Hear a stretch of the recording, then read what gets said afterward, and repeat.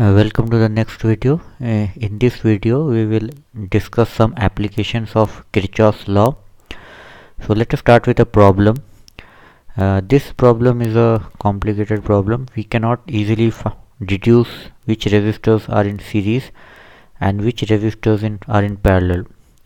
Now in order to solve this type of problems, either Kirchhoff's first law or Kirchhoff's second law or both needs to be used. In many books the problems are solved using Kirchhoff's second law, which is the Kirchhoff's loop law, but I feel that solving the problems using the Kirchhoff's first law is more easier. So we will discuss how to solve this type of problems using Kirchhoff's first law. So in order to solve the problems using Kirchhoff's first law, there are 2-3 steps. So first step is, step 1 is assign potential to all the independent junctions. So step 1, or first I'd assign start with the junction and assign it zero potential. So because potential is a relative term, we should always assign a point which has a zero potential. Of all the points, I can assign a zero potential to any point. It doesn't matter which point is suitable, but you can assign it to any of the junctions, any of the junction points. For me, it seems to me that the problem will become simpler if I assign a potential of 0 at this junction. Let me start by assigning a 0 potential at this junction. Now step 2 is once you identify the 0 potential or assign one of the junction a 0 potential, assign all the other junctions some potential. Assign all other junctions a potential value. So let's see how to do this step. So I have started with a 0 here.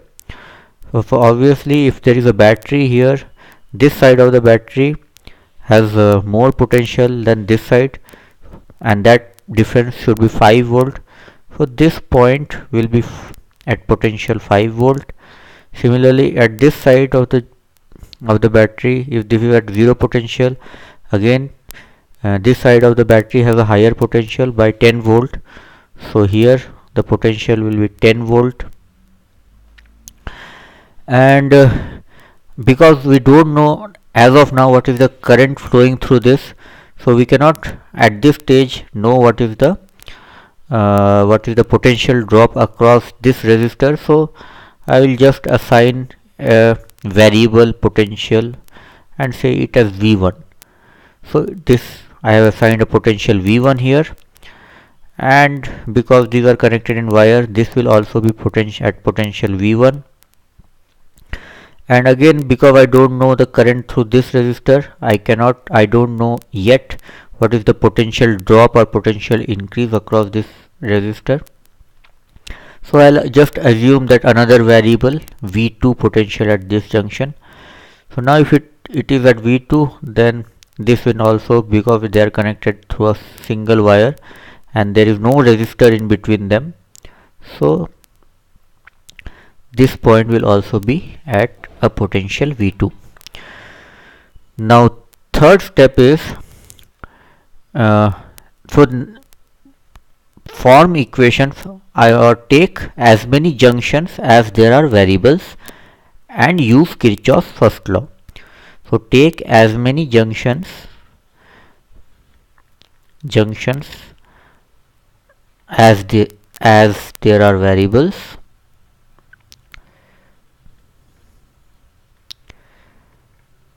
and use Kirchhoff's first law. So now there are two variables in this our potential difference. One is V1 and another is V2. So we can take any two junction because there are two variables and apply the Kirchhoff's first law. So let me first take this junction. So in this junction the current from resistor R1 comes, and then there is a current which comes from this wire, which will be the same as the current which is flowing through this resistor, and the third source is the current which is going inside. So there are three sources of this junction, has three wires connected to it. One the current which is flowing through this, another the current flowing through this, and the third current flowing through this. So the current flowing through this will be in this direction. Now I have assumed these are the directions of the current. So the sum of, from junction law, the sum of all these currents should be equal to 0. So the current which is coming from this direction like this is V, from Ohm's law, V is equal to Ri. So I is equal to V by R. So the potential drop across this is V1 minus V2 by R. R is 5 ohm. 5 plus the potential drop across this wire. So now the potential drop across this wire, now I have assumed the current is flowing like this. So 0 is, so I am assuming this because the current direction is like this. So 0 is at a higher potential. So 0 minus V2. If my assumption is wrong, you need not worry if your assumption is wrong, because if your assumption is wrong, then V2 will come as a negative value. If V2 is higher, then V2 will come as a positive value. So the sign will take care of your assumptions. So 0 minus V2 by 20 is the current flowing through this resistor, and there is another current which is flowing in this direction, so this current will be the same as the current which is flowing through this resistor, and again from the direction of current I have assumed it is plus 10 minus V2 plus 10 minus V2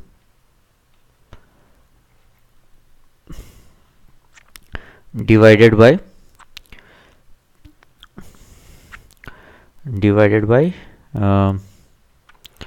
the potential, the resistance V by R, which should be the current. This from the Kirchhoff's first law should be equal to 0. So we have got our first equation. Let us find the second equation. The second equation can be found, I guess, from this one. So if I assume that the current here through this resistor is going in this direction,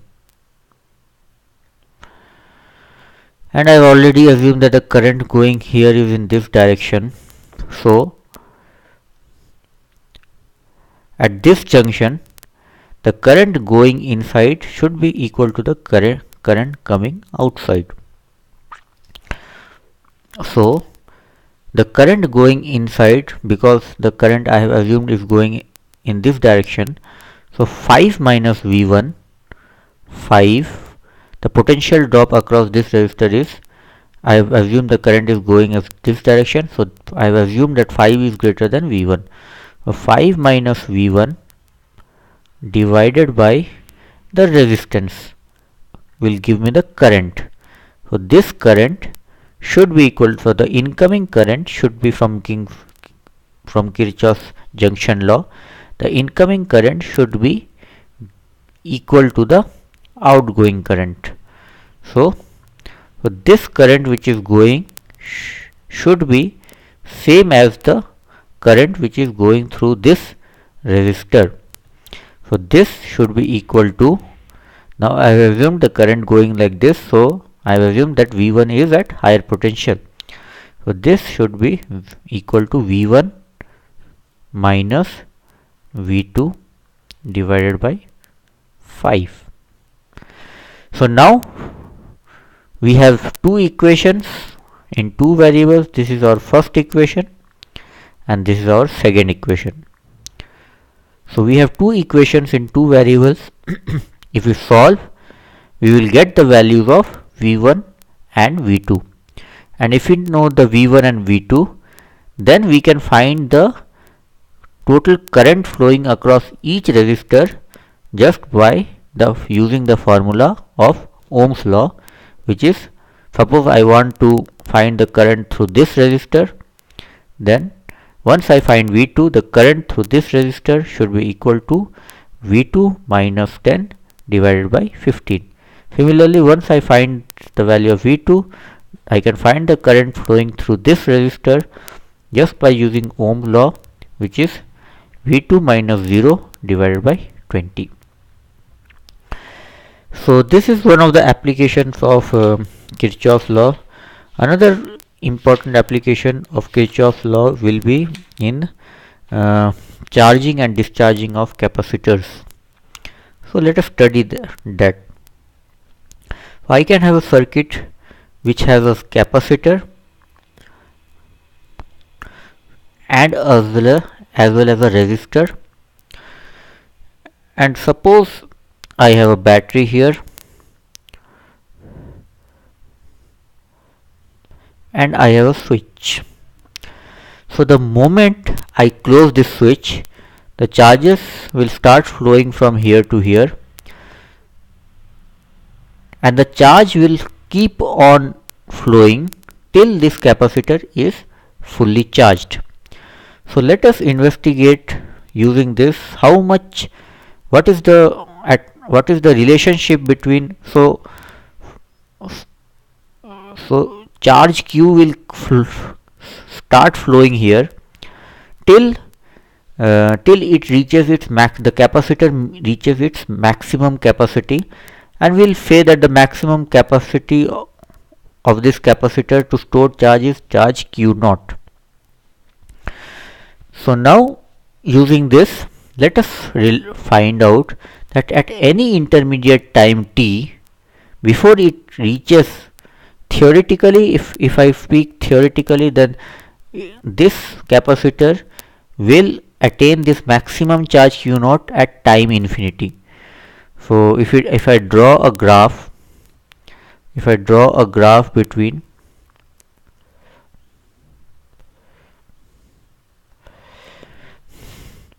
so first, when the switch is open, so this is Q and this is T. At time t is equal to 0, when the switch is open, the charge Q is 0. Okay, and as time increases, after I close the switch at time t is equal to 0, as time increases, the charge on this capacitor, the charge will start flowing from this battery to this capacitor, and the charge in this capacitor will start to increase.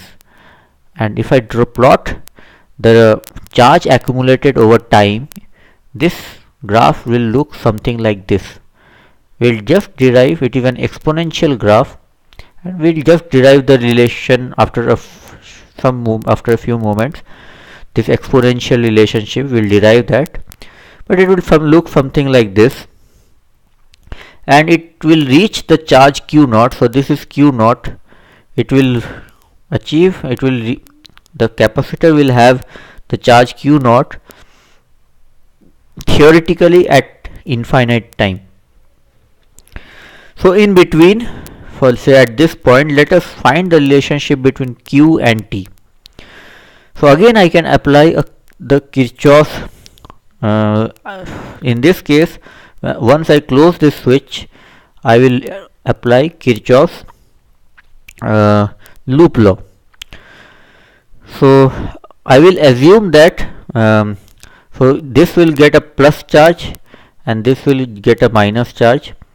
So once when the charge flows like this, that means the positive charge are going like this, electrons are going like this, and the current, because current is the direction of the flow of in opposite direction of electron. So if the electrons flow like this, that means that the current is flowing like this. Flow of charge is nothing but current. So at any time t, when while the charges are being accumulated here, there is a current flowing through this circuit, and the direction of the current at any time will be given by this relation. Now let me apply Kirchhoff's second law. Let me start with this junction, and I will go in the direction I will go in this direction. So I will go in the direction opposite to the current. So when I go in the direction opposite to current, this is a capacitor. So I know if I apply the potential drop, or the potential difference across a capacitor is given by Q by C. Okay, and I know that this side has more the positive side will be at a higher potential than the negative side. So when I go from here to here, there is a drop in potential, increase in potential. So when I go from here to here, because I am going from negative side of the capacitor to the positive side, there is an increase in potential. So increase in potential is given by a positive sign. So plus Q by C.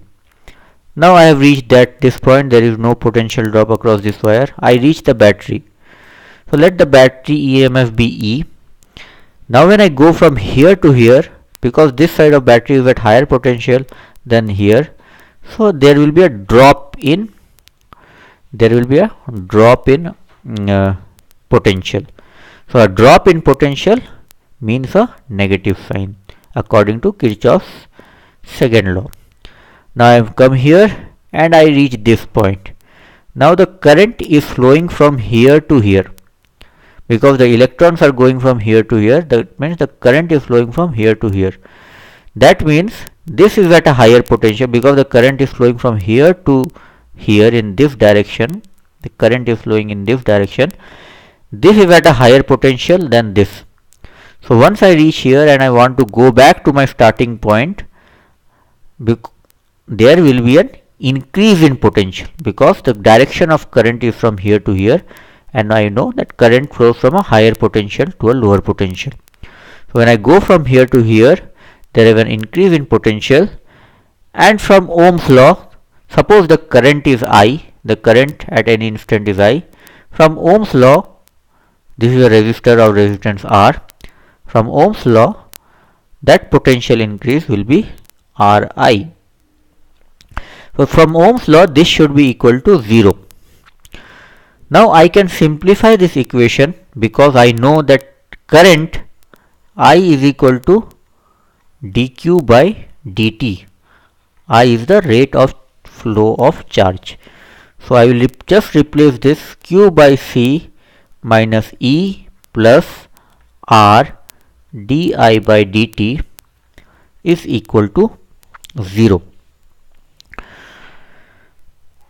So now once I can rearrange this term, I will just rearrange these terms. So if I rearrange, the final equation will be written as this is dq, R dq by dt, is equal to, I have taken here, I'll take the E minus is equal to E minus Q by C. And just doing some basic fractional algebra, if I want to take this denominator full, then it will be EC minus Q by C. And if I take the time, so again I can rearrange this. This can be rearranged. I will take all the q variables to the dq side so that I can easily integrate this in future. So dq, I will take this here, dq by ec minus q is equal to, so r I will take here, is equal to 1 by cr, and dt I will take it this side, so dt by cr. Now I can just integrate this two sides. I have all the q variables are on the same side, t variable, or there is only one t variable. I can integrate it because these are differential equations. I can just integrate it so that I can find the final relationship between q and t. So I will integrate q from 0 to q, and I will integrate t from 0 to t. Now these are simple equations, simple integrals. These will be in terms of ln. This left hand side will be in terms of ln, and this is just an integration of direct integration of time. So if I just apply that those simple definite integrals, the finally I will get ln of ec. If I just evaluate this integral using basic integration formulas, I will just get ec, ln of ec minus q by ec is equal to t by cr. And in order to convert ln, I will take this negative here. So ln of this is equal to ec by tr. That can simply be written as, now ec and ec by ec, I can write this as, or if I just take it in ln terms, if I just simply make this in an exponential equation, I will just get ec minus q by ec is equal to e to the power, now converting ln to that e to the power, minus t by cr. This is how we convert a logarithmic equation to exponential equation. This is ln to the base e. So this will be, if this is true, then this will also be true from basic logarithmic mathematics.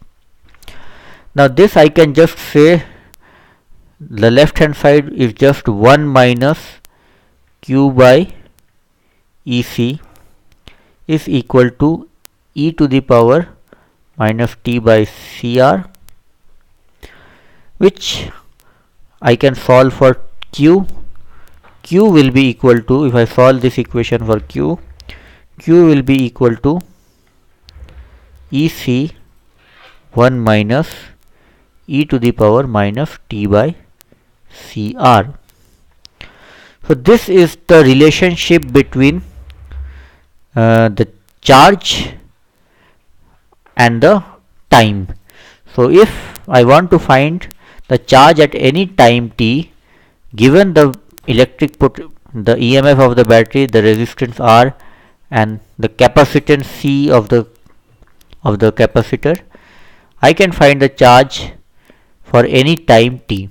And if, as you see, this is an exponential this is an exponential relationship, and the graph looks something like this. One interesting thing here is, if you note, if t is equal to cr, then the exponent of e becomes 1. If t is equal to cr, then the exponent of e becomes 1. So that's why the cr, the term cr, this has a unit of time, and this is called time constant. Time constant. So at one time constant, when t is equal to cr, then if I just replace this, if t is equal to CR, I replace t is equal to CR in this equation, then I will get Q is equal to, if you work out e to the power minus 1, so 1 minus e to the power minus 1 is equal to 0.63, 0.63. So if t is equal to CR, Q is equal to 0.63 times EC. That means after t is equal to one time constant, the capacitor is charged 63% of its maximum value. The maximum Q is equal to EC. When t is equal to infinity, then Q or Q naught will become EC at t is equal to infinity. Because when a t is equal to infinity, this term becomes 0, because e to the power minus infinity will be 1 by e to the power infinity, which will be equal to 0. So maximum charge Q naught will be equal to EC.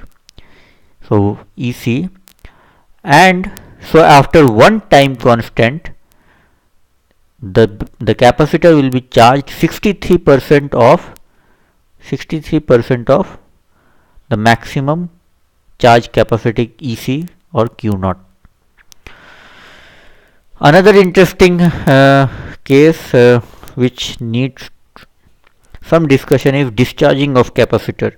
So suppose I have a full I have a capacitor which is fully charged. This is the positive plus Q side and minus Q. Initially it is Q naught, and I have a circuit like this. It passes through a resistor, and I want to discharge this capacitor. So to discharge this capacitor, I just need to close this. Again, at time t is equal to 0, just when I close the switch, the charge on this is the full charge, which is Q naught, and after infinity, theoretically it will be completely discharged at infinite time. And this relationship, if I plot the Q, the charge on this capacitor with time, it will slowly discharge, the charge will come down, and it will become 0. After it will asymptote to 0 at t is equal to infinity. So at any instant of time, I can find the relationship between what at any given time t, what is the charge Q which is remaining in the capacitor. So let us do that. Again, if we apply Kirchhoff's first law, so when I put plus charge here and minus charge here, the electrons will flow from here to here. That means the direction of current will be like this. So if I apply Kirchhoff's loop law again, and I start with this point, so when I go from here to here, I know that the positive charge is at a higher potential than the negative side of the capacitor. So, and that potential difference between the two plates of a capacitor from the basic capacitor formula is Q by C. And when I go from here to here, I have reached this point because it is at a higher potential. This is at plus side. Now I have reached here, and here I am going in the direction of current. So here the potential is lower, and there their potential is higher. So when I go across the resistor, there is a potential drop, and suppose the current which is flowing is I. So the basic formula for V is equal to Ri, but there is a potential drop, so there will be a minus sign here. So minus Ri. So there are only two elements here. So this should be equal to, I have reached back to my original point. So this should be equal to 0. Again, I can replace I by I is nothing but dq by dt, And again, if I rearrange these terms, I will get dq by q is equal to, just by simple rearrangement, dq by q is equal to 1 by cr dt.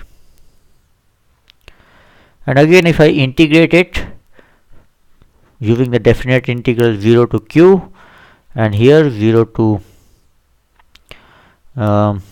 0 to t, sorry, here because the initial charge is q naught,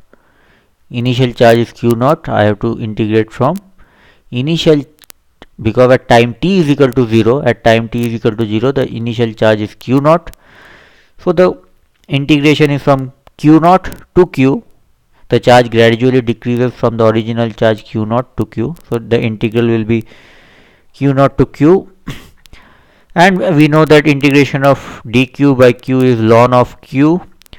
And applying the definite integral formula, this can be easily worked out to, this left hand side will become ln of q by q naught,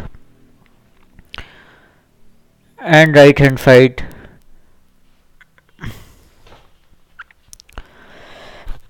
excuse me, and the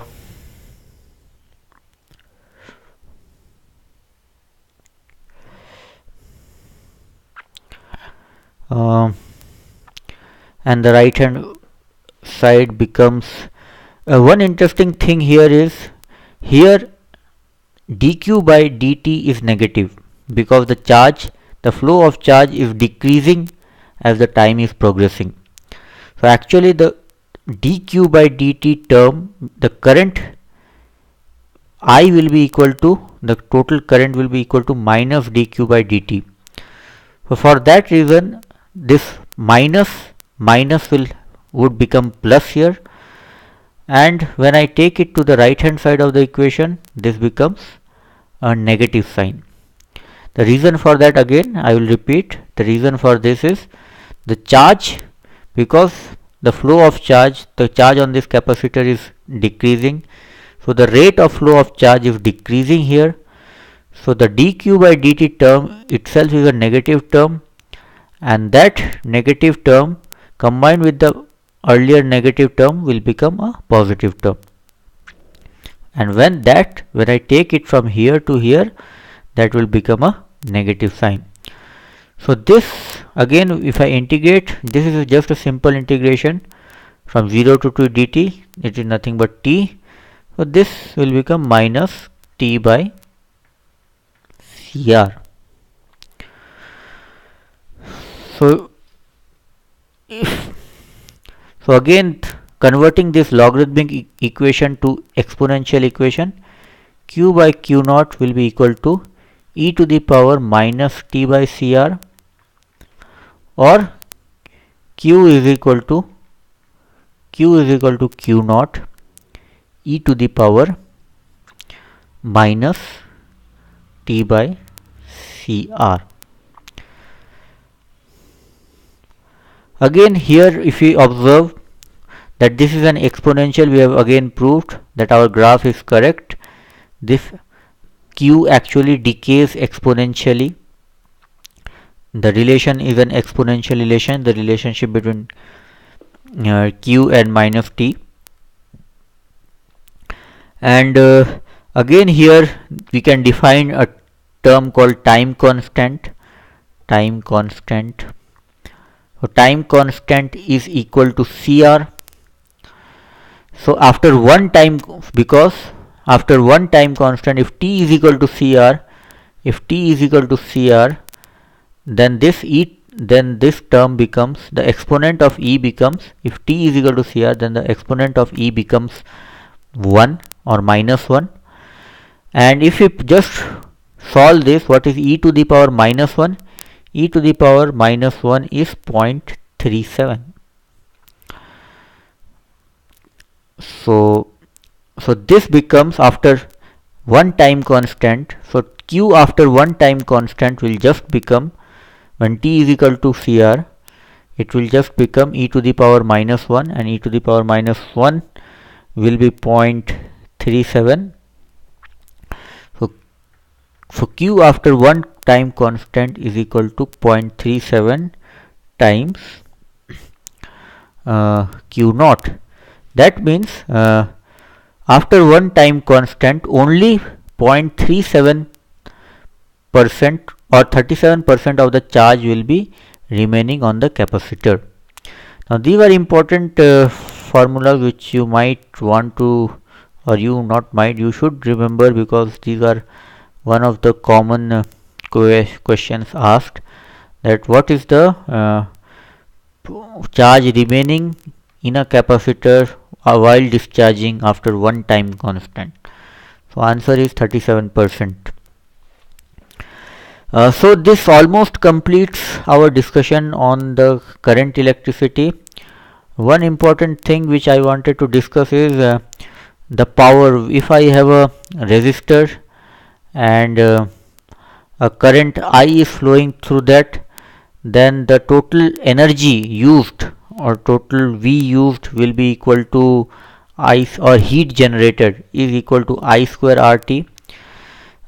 This can be easily derived from the formula. We know that total energy or work done to take a charge from here to here will be equal to total work done will be equal to QV, and we know that Q is equal to or I current is equal to Q by T. So Q will be equal to IT, and we know that V is equal to RI. So just replacing these values, Q is equal to IT and V is equal to RI, I will get total energy associated with, or total energy dissipated while a current is flowing through a resistor R, and that is generally dissipated as heat energy. That is given by, if I just I into R into T, I square RT. So this is the work done, and the power is given by, power is nothing but work per unit time. Power, if I divide I square RT divided by T. So this is the power consumed when a current I flows through a resistor of resistance R. So this completes our discussion on current electricity. In the next video we will discuss about magnetism.